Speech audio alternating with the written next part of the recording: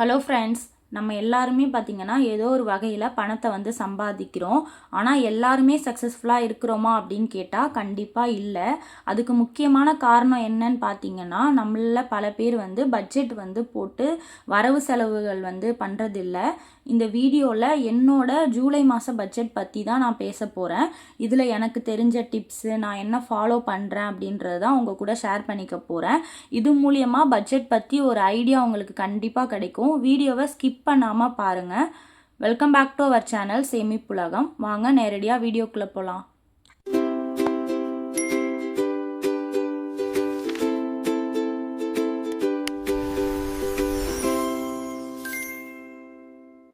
நம்ம எப்பயுமே budget video போடும்போது நான் செலவுகள் பற்றி தான் ஃபஸ்ட்டு எழுதுவேன். இப்போ ஒரு மாற்றத்துக்காக நான் சேமிப்பை பற்றி எழுதுகிறேன். நான் எந்தெந்த மெத்தட்லலாம் சேமிக்கிறேன் அப்படின்றத ஃபஸ்ட்டு பார்த்துருவோம். சேமிப்புகள் பார்த்தீங்க அப்படின்னா எல்லாருக்கும் ஒரே மாதிரி இருக்காது. உங்களுக்கு எவ்வளோ வருமானம் வருது, உங்கள் வீட்டில் எத்தனை பேர் இருக்கிறாங்க, உங்களோட தேவைகள் என்ன அப்படின்றத பொறுத்து தான் நீங்கள் சேமிக்க முடியும். இது என்னோட சேமிப்பு தான். இது மூலியமாக உங்களுக்கு ஒரு ஐடியா கண்டிப்பாக கிடைக்கும். நான் ஃபஸ்ட்டு என்னத்தில் சேமிக்கிறேன் அப்படின்னு பார்த்தீங்கன்னா, போஸ்ட் ஆஃபீஸில் ஆர்டி கட்டிகிட்ருக்கேன். போஸ்ட் ஆஃபீஸ் ஆர்டி பற்றி நம்ம சேனலில் ஆல்ரெடி அப்லோட் பண்ணியிருக்கிறேன். நீங்கள் பார்க்கல அப்படின்னா கீழே நான் ஃபஸ்ட்டு கமெண்ட்டில் தரேன், அப்படி இல்லைனா மேலே ஐகார்ட்டில் தரேன், நீங்கள் கிளிக் பண்ணி பாருங்கள். போஸ்ட் ஆஃபீஸ் ஆர்டி மாதம் ஒரு 10,000 ரூபா கட்டிக்கிட்டு இருக்கேன். அடுத்தது பார்த்தீங்க அப்படின்னா நகை சீட்டு கட்டுறேன். நகை சீட்டு ஜிஆர்டியில் இப்போ ஃபஸ்ட் டைம் நான் ஜாயின் பண்ணி கட்டிகிட்டு இருக்கேன். இதுக்கு முன்னாடி நான் ஜிஆர்டியில் நகை சீட்டு கட்டினதில்லை.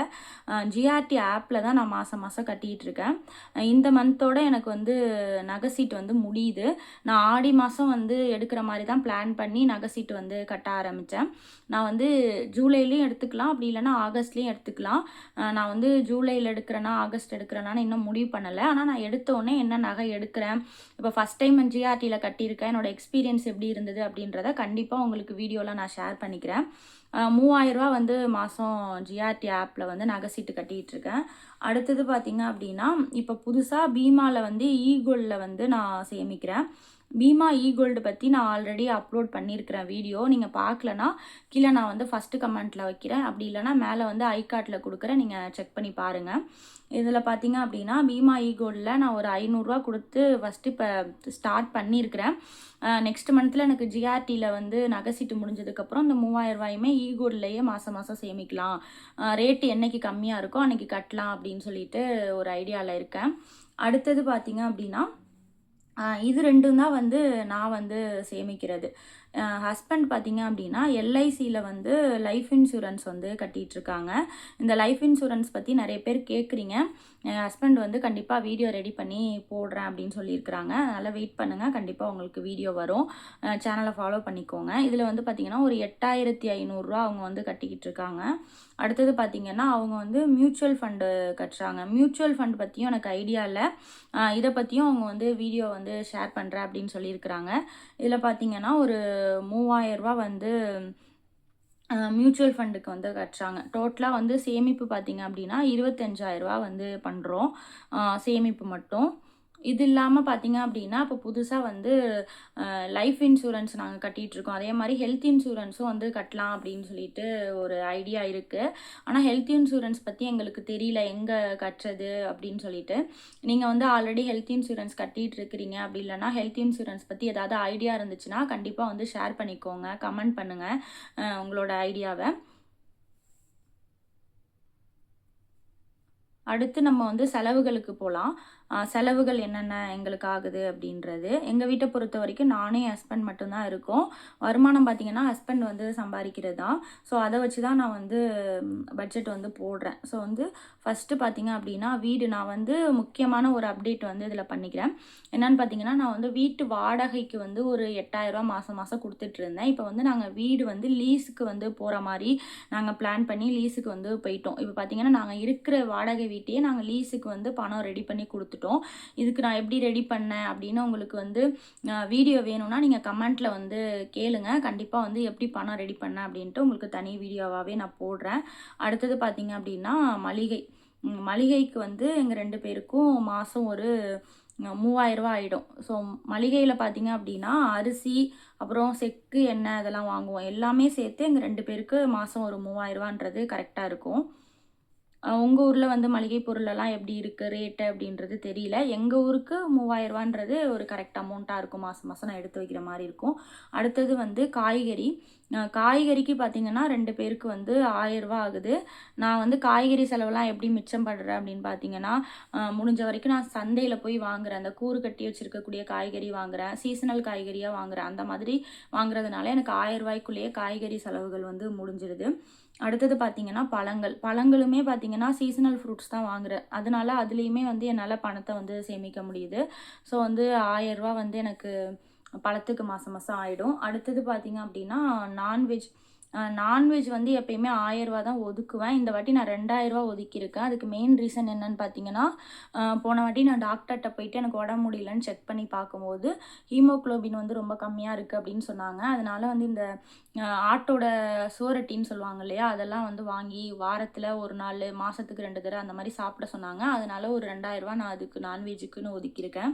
அடுத்தது பார்த்தீங்கன்னா ஸ்நாக்ஸுமே வந்து பார்த்தீங்கன்னா முடிஞ்ச வரைக்கும் ஹெல்த்தியான ஸ்நாக்ஸே வந்து சாப்பிட்லாம் அப்படின்ற மாதிரி ஒரு plan. Dry fruits and nuts அந்த மாதிரி 1000 ரூபாய்க்குள்ளேயே கொஞ்சம் கொஞ்சம் வாங்கி அப்பப்போ சாப்பிடணும் போல் இருக்குது ஏதாவது ஸ்நாக்ஸ் அப்படின்னா அதை சாப்பிட்டுக்கலாம். அதே மாதிரி காலையில் ஏதாச்சும் சாப்பிட்றோம் அப்படின்னா மில்க் ஷேக் மாதிரி போட்டு குடிச்சிக்கலாம் அப்படின்னு சொல்லிட்டு ஸ்நாக்ஸுக்கு வந்து ட்ரை ஃப்ரூட்ஸ் அண்ட் நட்ஸுக்கு ஒரு 1000 ரூபா வந்து எடுத்து வைக்கிறேன். அடுத்தது பார்த்தீங்க அப்படின்னா காய்கறி சொல்லிட்டேன்னா, அடுத்தது வந்து கேஸுக்கு பார்த்தீங்க அப்படின்னா ஒரு 1000 ரூபா ஆகிடும் மாதத்துக்கு. 2 மாதத்துக்கு ஒரு தடவை தான் கேஸ் வாங்குவோம். 500 ரூபா மாதத்துக்கு. பட் நான் 500 ரூபான்னு போட்டேன்னா நிறைய பேருக்கு என்ன கேஸ் 500 ரூபா தானா அப்படின்னு கேட்குறீங்க. அதனால நான் 1000 ரூபா போட்டுடுறேன். அடுத்தது பார்த்தீங்கன்னா கரண்ட்டு செலவுக்கு வந்து ஒரு 2000 ரூபா எடுத்து வச்சுருக்கேன்.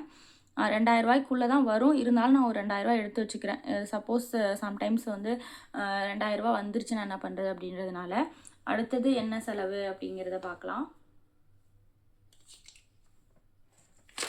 அடுத்தது பார்த்தீங்கன்னா பெட்ரோலுக்கு வந்து ஒரு 1000 ரூபா ஆகுது. ஹஸ்பண்ட் வந்து ஒர்க் ஃப்ரம் ஹோம் தான் பண்ணுறாங்க. அதனால் 1000 ரூபா கரெக்டாக இருக்கும். அடுத்தது பார்த்தீங்க அப்படின்னா மருத்துவ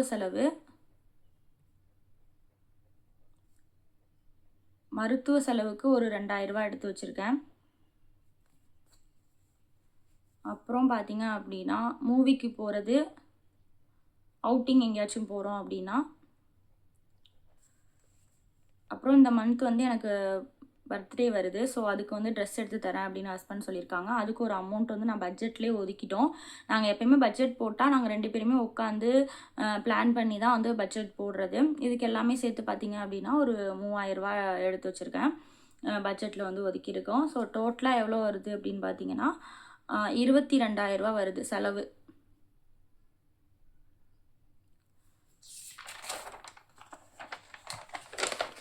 அப்புறம் பார்த்தீங்கன்னா ஃபோன் ரீசார்ஜ் பண்ணுறது,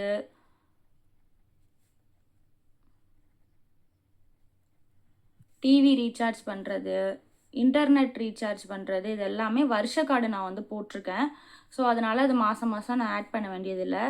1 இயர்க்கே சேர்த்து போட்டுட்டேன். ஏன்னா அதில் வந்து எனக்கு பணமும் மிச்சமாகுது. மாதம் மாதம் கட்டணும், ரீசார்ஜ் பண்ணணும் அப்படின்ற ஒரு அவசியமும் இல்லை.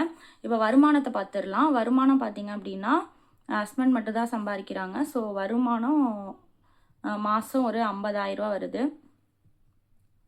அதில் பார்த்தீங்கன்னா செலவுகளை வந்து எவ்வளோ வருது அப்படின்னா செலவுகள் வந்து 22,000 ரூபா ஆகுது. சேமிப்பு 25,000 ரூபா பண்ணுறேன். இப்போ நாங்கள் 2 பேர் தான் இருக்கிறோம் அப்படின்றதுனால இந்த செலவு எங்களுக்கு ஆகுது. உங்களுக்கு வந்து பார்த்தீங்கன்னா உங்கள் குழந்தைங்க படிக்கிறாங்க, இல்லை உங்களுக்கு வேறு ஏதாவது செலவு இருக்குது அப்படின்னா அதுக்கேற்ற மாதிரி வந்து நீங்கள் பட்ஜெட் வந்து போடுங்க. இதில் வந்து இப்போ டோட்டலாக பார்த்தீங்க அப்படின்னா இது கூட்டும் போது 47,000 ரூபா வந்து ஆகுது. இதில் முக்கியமான விஷயம் பார்த்தீங்கன்னா இப்போ ஃபோனுக்கு வந்து புதுசாக ஒரு ஃபோன் வாங்கியிருக்கேன். அதுக்கு வந்து ஒரு இஎம்ஐ கட்டணும். மாதம் ஒரு 5,000 ரூபா இஎம்ஐக்கு போயிடுது.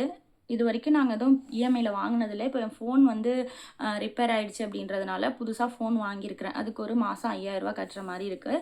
ஸோ நான் இது எல்லாத்தையும் சேர்க்கும்போது பார்த்திங்கன்னா செலவுகள் வந்து 22,000 ஆகுது. சேமிப்புகள் 25,000.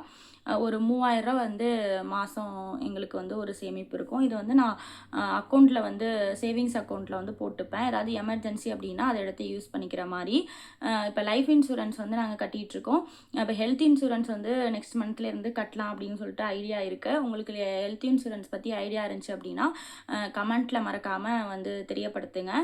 உங்களுக்கு எவ்வளோ வருமானம் வருது அப்படின்றத பார்த்துட்டு நீங்கள் வந்து பட்ஜெட் போடுங்க. இந்த பட்ஜெட்டில் ஏதாவது டவுட் இருந்தாலும் கமெண்ட்டில் மறக்காமல் தெரியப்படுத்துங்க. நான் எக்ஸ்பிளைன் பண்ணுறேன். அடுத்து ஒரு யூஸ்ஃபுல்லான வீடியோவில் வந்து பார்க்குறேன். தேங்க்யூ.